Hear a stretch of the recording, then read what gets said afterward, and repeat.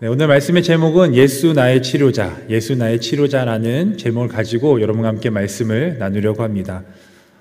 카일 아일드먼이라는 분이 책을 하나 만드셨는데요. 그 책의 이름이 Not a Fan, 한국말로 번역하면 팬인가 제자인가 라는 책이 있습니다. 책 제목이 팬인가 제자인가 라는 책이에요. 그 책을 읽으면서 어떤 사람이 팬이고 어떤 사람이 제자인가를 정의해 봤습니다. 제가 정의해 봤는데 팬은 예수님을 따라가는 사람이에요. 팬은 예수님을 따라가는 사람이고 제자는 예수님이 하셨던 것을 따라하는 사람이 제자입니다. 단순히 예수님을 따라가는 사람이 아니라 예수님이 하셨던 것을 그대로 따라하는 사람이 바로 제자인 것입니다. 우리 교회는 예수님께서 하셨던 것을 따라하는 교회입니다. 그래서 예수님이 이 땅에 오셔서 3대 사역을 하셨는데요. 그 3대 사역이 바로 이것입니다. 우리 마태복음 9장 35절 같이 한번 읽어보도록 할게요. 시작! 예수께서 모든 도시와 마을에 두루 다니사 그들의 회당에서 가르치시며 천국 복음을 전파하시며 모든 병과 악한 것을 고치시니라. 네, 아멘. 너무나 잘 아는 말씀이죠. 저희 교회 사역과 비슷하죠. 가르치고 치유하고 전파하는 예수님께서 이 3대 사역을 하셨습니다. 우리도 그 3대 사역을 따라하기 위해서 가르치고 또 전파하고 또 치유하는 사역을 하고 있습니다. 여기서 고치시니라, 이 치유하다라는 그 단어를 헬라어로 테라퓨오라고 합니다. 테라퓨오. 이 테라퓨오는 신약 성경에 43번 나와요. 43번 테라퓨오라는 단어가 나오는데, 단순히 이 테라퓨오라는 단어는 육체적인 병을 고치는 것을 넘어서 영적인 병, 또한 우리가 고칠 수 없는 보이지 않는 병들, 그리고 그 안에서 예수님이 테라피오 할 때 평안과 그 다음에 안식과 자유를 준다는 뜻을 갖고 있습니다.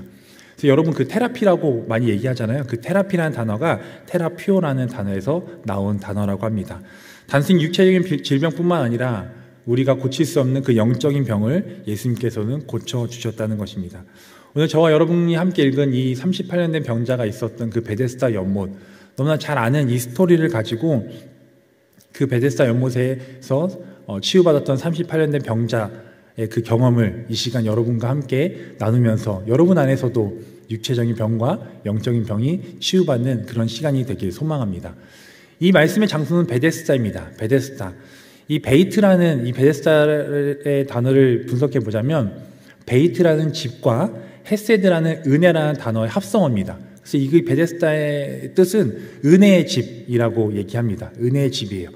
제가 찾아봤는데 구글을 찾아봐 다 다를 수 있겠지만 이 연못의 그 크기가 100m 정도, 그 다음에 그 폭이 60m, 그리고 그 깊이가 한 8m 정도 된다고 합니다. 연못이라고 하기에는 그렇게 작은 연못은 아니었던 것 같아요. 거기에 등장인물이 있습니다. 많은 병자, 맹인, 다리 저는 사람, 혈기 많은 사람, 그리고 오늘의 주인공인 38년 된 병자가 이렇게 모여 있습니다. 여기서 38년 된 병자가 얼마나 38년이 되었는지 모르지만 오랫동안 그 자리에 있었다고 합니다. 왜 그 사람들이 베데스다 연못에 모여 있을까요? 이유는 단 하나였습니다. 4절이 그것을 얘기해주고 그 이유를 말해주고 있는데요. 우리 4절 다 같이 함께 읽어볼까요? 시작!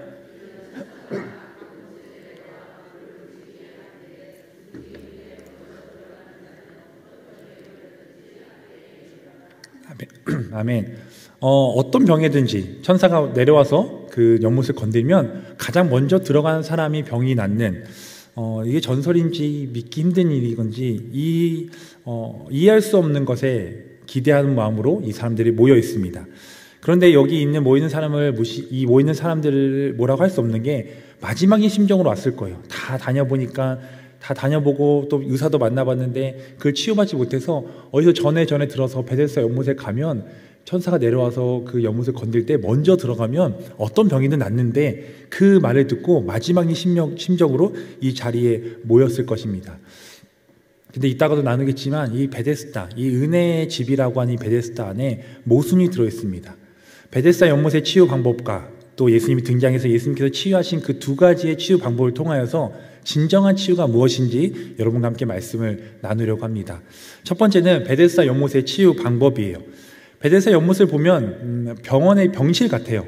병실에 가면 많은 아픈 분들이 계시는데 환자들이 모여있는 곳입니다. 제가 입원은 해보진 않았지만 이렇게 병문안을 가고 또 이렇게 병원에 가보면 그 병실 안에 사람들이 다 친한 사람들끼리 모였더라고요. 처음에는 어색했지만 같은 마음으로, 아픈 마음으로 모여서 이 동명상련의 마음으로 서로 친해지고 서로 이렇게 교류를 한다고 합니다. 베데스다 연못도 그랬을 것 같아요. 같이 모여서 아픈 마음이 있기 때문에 같은 마음으로 모여서 서로 이렇게 잘 지내고 있다가 한순간에 그 평화가 깨지는 순간이 있습니다. 그 순간이 바로 전쟁터로 변하는 순간이 바로 천사가 내려와서 그 연못을 건들 때입니다. 그 건드리는 그 순간 평화의 자리, 서로 이렇게 친했던 그 자리가 이제 전쟁터로 변합니다. 서로 먼저 들어가기 위해서. 그래서 오늘 말씀에 보면 이 첫 번째 단어가 이 사람들을 힘들게 합니다. 4절에 보면 먼저라는 단어가 나와요. 이는 천사가 가끔 묻혀 내려와 물을 움직이게 하는데 움직인 후에 이 먼저라는 단어가 이들을 힘들게 합니다. 선착순 세상, 1등만 기억하는 세상, 1등만 하는 그런 경쟁 사회가 이 베데스다 연못에 있었다는 것입니다. 여기 등장인물 5분류의 등장인물이 나오는데요. 많은 병자, 맹인, 다리 저는 사람, 혈기 많은 사람이 누워 있습니다. 그리고 38년 된 병자가 있는데요. 제가 엉뚱한 생각을 해봤습니다. 이 중에 가장 누가 먼저 못에 들어갈 수 있을까? 천사가 딱 등장했을 때 이 5분류의 사람들 중에 누가 먼저 들어갈 수 있을까? 이렇게 고민하고 저 혼자 이제 엉뚱한 생각을 해봤습니다. 이제 그 맹인은 아마 못 들어갔을 거예요. 이제 막 들어가려고 하는데 이제 맹인이 그 베데스다 연못 들어가려고 하면은 저 같은 사람이 이제 이쪽이 아니고 저쪽이다라고 이렇게 막 거짓말해서 저쪽으로 보낼 것 같고, 다리 저는 사람, 저 같은 사람은 가다가 그 사람의 다리를 이렇게 걸 것 같아요. 뭐 나쁜 의미는 아니지만 혈기만한 사람은 그냥 누워 있겠죠. 그리고 38년 된 병자도 그냥 누워 있을 거예요. 고민해보고 생각해보면 엉뚱한 생각일 수 있겠지만 가장 먼저 이 못에 들어갈 수 있는 사람은 다른 사람보다 병이 그나마 덜한 사람이 들어갈 수 있는 거예요. 달리기 빠른 사람, 그리고 다른 사람보다 병이 약한 사람이 먼저 들어갈 수 있는 곳이 바로 베데스다 연못이라는 거예요. 때로는 우리가 베데스다 연못 방법처럼 살아가고 있습니다. 1등만 기억하고 남들보다 먼저 되기 위해서 수단과 방법을 가리지 않습니다. 사랑하는 성도 여러분, 십자군 인생이 아닌 십자가 인생을 살아야 합니다. 이 십자군의 길은 어떤 길이냐면요, 길을 쭉쭉 가다가 뒤를 돌아보니까요, 그동안 제가 피 흘리고 남을 해하고 내가 먼저 가기 위해서 그 사람을 아프게 했던 그런 피들이 흘려져 있는 그 길을 십자군의 길이라고 합니다. 그러나 십자가의 길은요, 비록 더딜지라도 그 길을 가고 돌아봤을 때 예수님의 보혈의 피가 흘려 있고 희생의 피가 흘려 있고, 비록 다른 사람들은 늦지만 그 사람들과 함께 가는 것입니다. 먼저 가는 것이 아니라 나 혼자 1등으로 가는 것이 아니라 함께 가는 것입니다. 그래서 아프리카 속담에는 이런 속담이 있습니다. 혼자 가면 빨리 가지만 함께 가면 멀리 간다라는 뜻이 있어요. 여러분, 혼자 빨리 가려고 하는 것이 아니라 하나님께서 보내주신 사람, 우리가 케어해야 될 사람들과 함께 가는 여러분 되길 소망합니다. 두 번째 단어가 있습니다. 두 번째 단어도 이 사람들이 힘들게 합니다. 그 단어는 가끔이라는 단어입니다. 4절에 보면 이는 천사가 가끔 못에 내려와 라고 얘기해요. 가끔이라는 단어예요. 천사가 만약에 그 시간을 정해준다면, 그 영화 시간처럼 뭐 9시, 11시, 뭐 1시 이렇게 시간을 정해준다면 오케이, 이번에는 너가 들어가고 다음에 내가 들어갈게, 이렇게 협상할 수 있는데, 가끔이라는 단어예요. 가끔. 언제 올지 모르는 거예요. 그 천사가 올 때마다 마지막이라는 생각을 갖고 있을 거예요. 또 언제 올지 모르니까. 그래서 그 마지막이라는 그 마음을 가지고 더 치열하게 싸웠을 것입니다. 마지막이라는 마음이 때문에 이번 아니면 안 돼라는 그런 조급함을 가지고 서로 싸웠을 것이에요. 정말 치유받아야 할 사람이 치유받는 것이 아니라 덜 아픈 사람이 치유받고 1등만이 치유를 받고 조급함을 가지고 갖고 있는 그 베데스다 연못의 치유 방법이 과연 그 베데스다 연못의 이름처럼 은혜의 집일까요? 저는 그 안에 모순이 들어있다고 생각합니다. 베데스다 연못의 치유가 아니라 우리가 정말 바라보아야 할 치유 방법은 바로 예수님의 치유 방법입니다. 예수님이 등장하십니다. 그리고 이제 예수님께서 치유하십니다. 예수님이 어떻게 치유하셨을까요? 첫 번째는요, 일단은 찾아오셨습니다. 예수님은 찾아오셨어요. 베데스다 연못은 아무도 가고 싶어 하지 않을 거예요. 왜냐하면 아픈 사람들만 가기 때문에. 그리고 건강한 사람도 그곳에 가지 않으려고 합니다. 왜냐하면 혹여나 거기 가서 또 무슨 병에 또 옮길까봐 아픈 사람 아니면 가지 않습니다. 그러나 예수님께서는 굳이 그 길로 가셨습니다. 저는 이것을 굳이 사랑이라고 하는데요. 굳이 베데스다 가지 않으셔도 되는데 예수님께서는 굳이 베데스다 연못을 찾아가셨어요. 그 38년 된 병자를 위해서 그곳에 가셨습니다. 그리고 그곳에서 3가지 방법으로 치유하십니다. 첫 번째는 보셨습니다. 예수님은 보셨어요. 우리 5장 6절 같이 한번 읽어볼까요? 시작.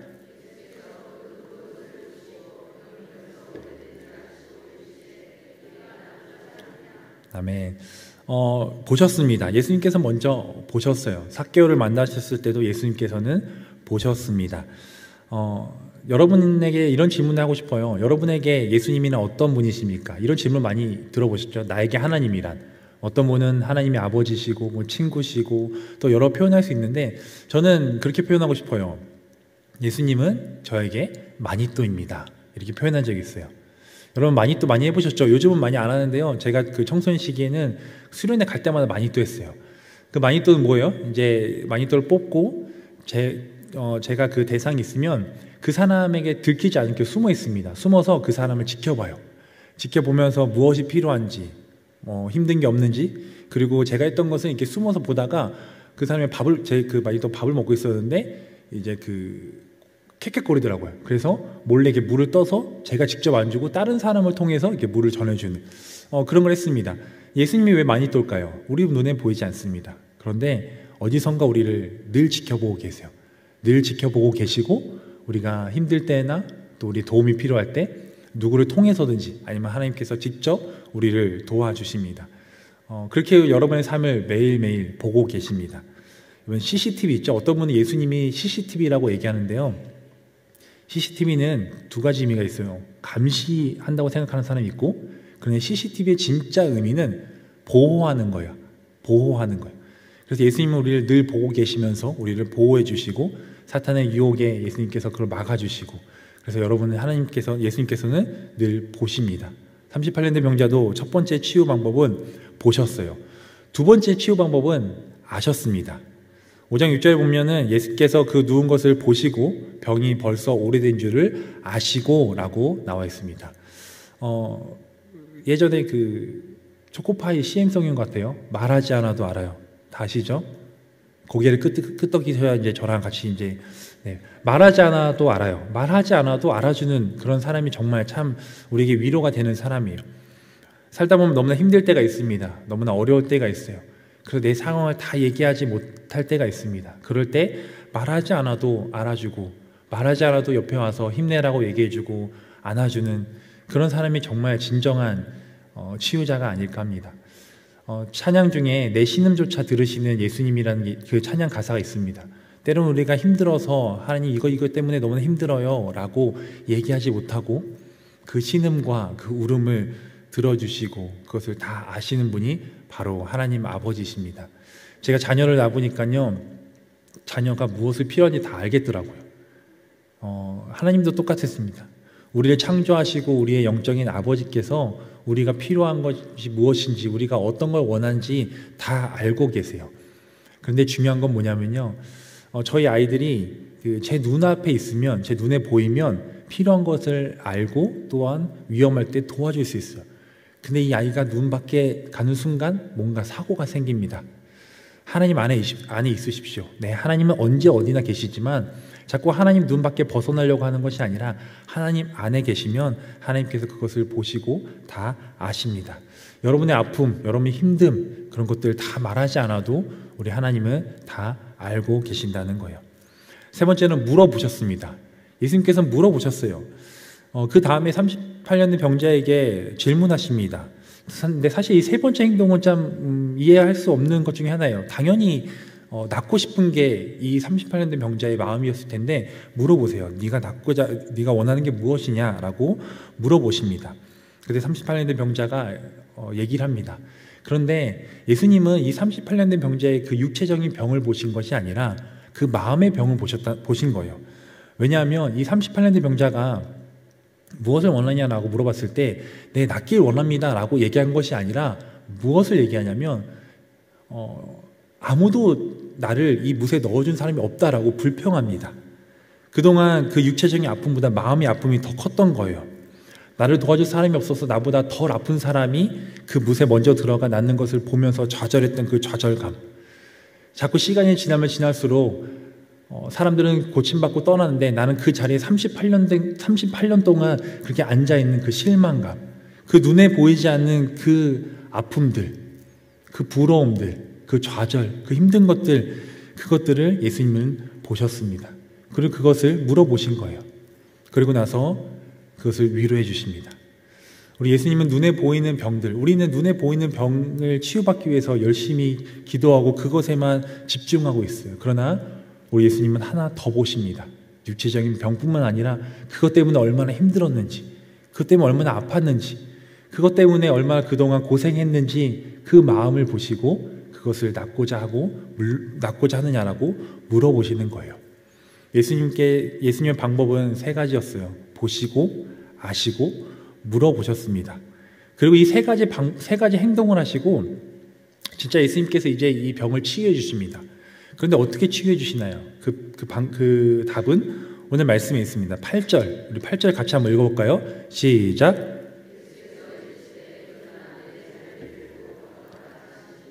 아멘. 예수님께서 우리의 생각이면 오케이. 그럼 이제 예수님께서 옆에 기다리셨다가 천사가 내려올 때 예수님께서 그 38년 된 병자를 안고 먼저 딱 들어가는 것이 그게 방법이었을 거라 생각했어요. 그러나 예수님은 그런 방법을 쓰지 않으셨어요. 베들사 영모 쳐다보지도 않으셨어요.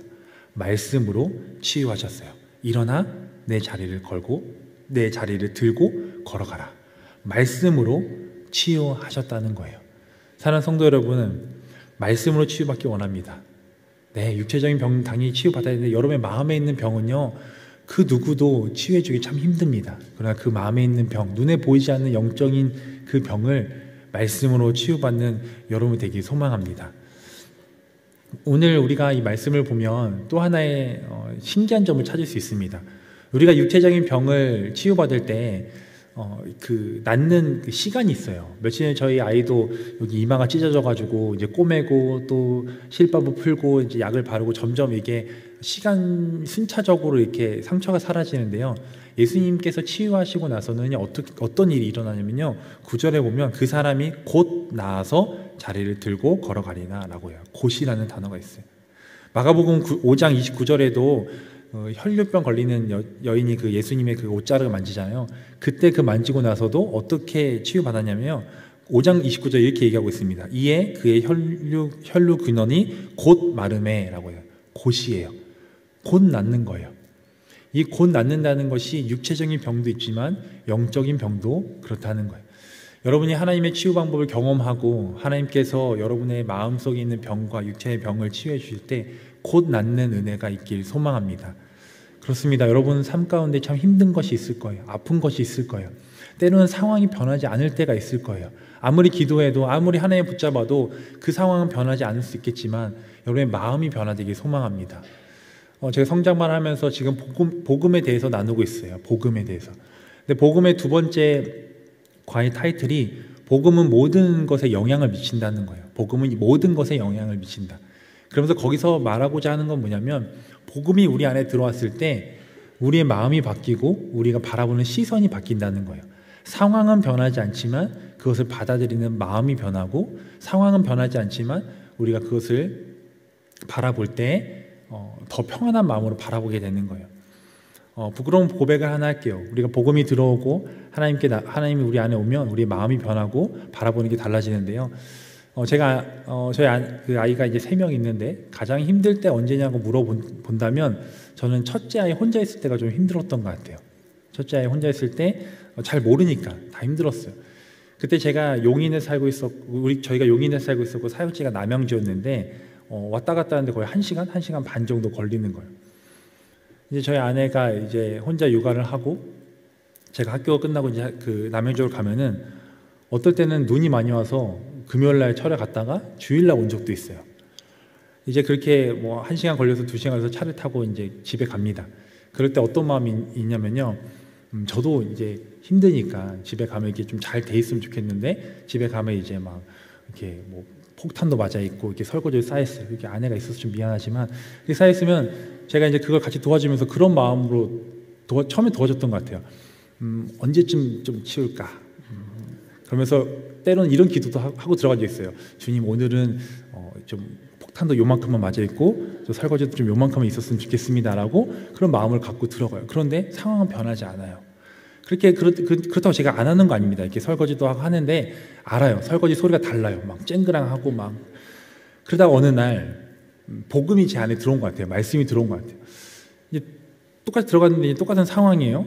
근데 그 전에는 조금 이 정도 좀 해줬으면 좋겠지라는 그 마음이 갑자기 얼마나 힘들었으면 이걸 못 해놨을까라고 바뀌는 거예요. 복음이 들어왔을 때, 마음이 들어왔을 때 그것이 변화되는 놀라운 은혜가 있었습니다. 그랬더니 설거지 소리가 달라지죠. 그리고 그 후에 어느 날 기도하지 않고 들어갔는데 집이 깨끗해져 있어요. 네, 이것이 복음인 것 같아요. 네, 이것이 우리 안에 들어왔을 때 상황은 변하지 않지만 우리의 마음이 바뀌는 거예요. 예수님의 치유 방법도 때로는 이럴 때가 있습니다. 네, 상황이 변하지 않을 때도 있어요.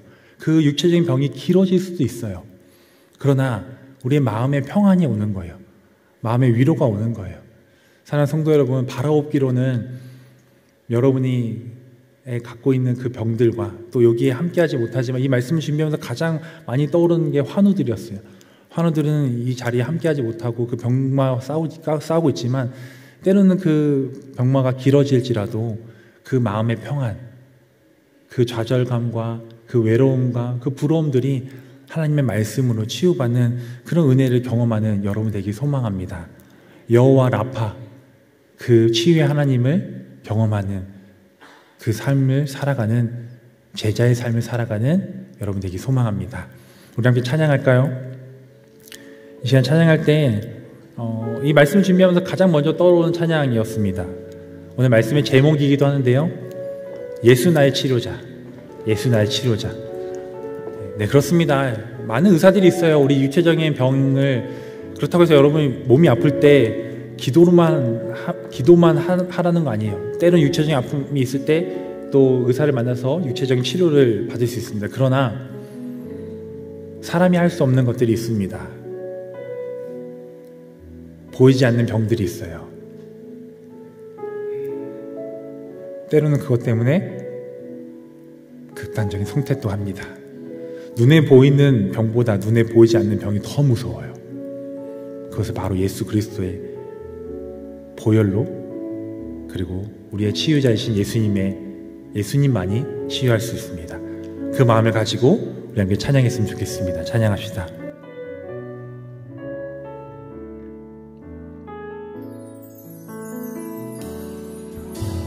예수 나의 좋은 치료자, 그의 눈이 머문 곳은 나의 슬픔과 고통, 고개 들어 그의 눈을 볼 때에 난 아네, 예수 나의 좋은 치료자. 예수 나의 좋은 치료자, 그의 손길이 닿는 곳은 나의 상처와 아픔, 영원히 흐를 것 같았던 눈물 다 멎었네. 예수 나의 치료자.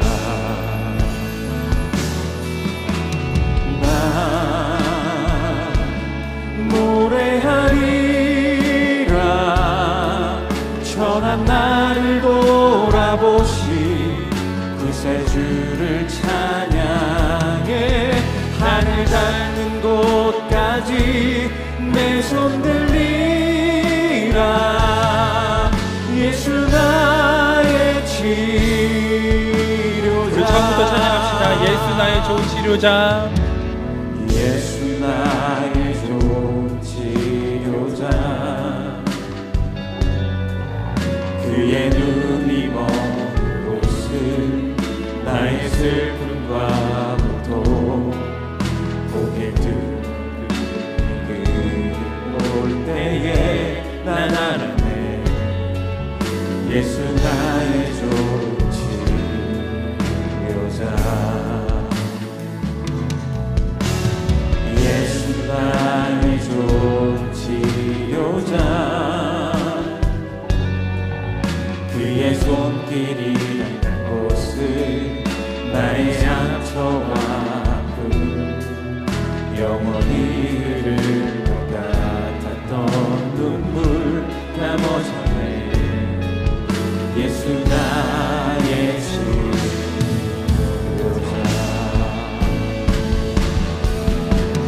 난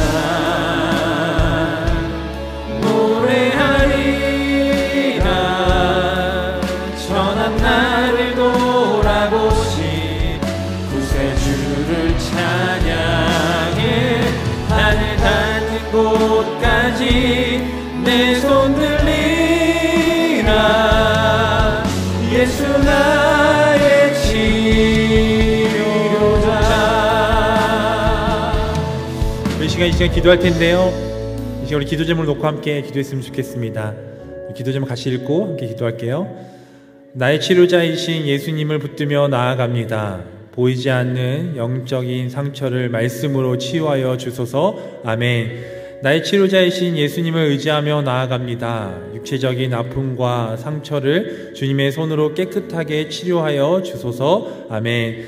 나의 치료자이신 예수님의 손길이 간절하게 필요한 환우들이 있습니다. 그들을 찾아가 주시고 육체의 은혜가 임하게 하소서. 아멘. 우리 이 말씀과 기도와 기도 제목을 가지고 함께 주여 한번 부르고 함께 기도했으면 좋겠습니다. 기도합시다. 주여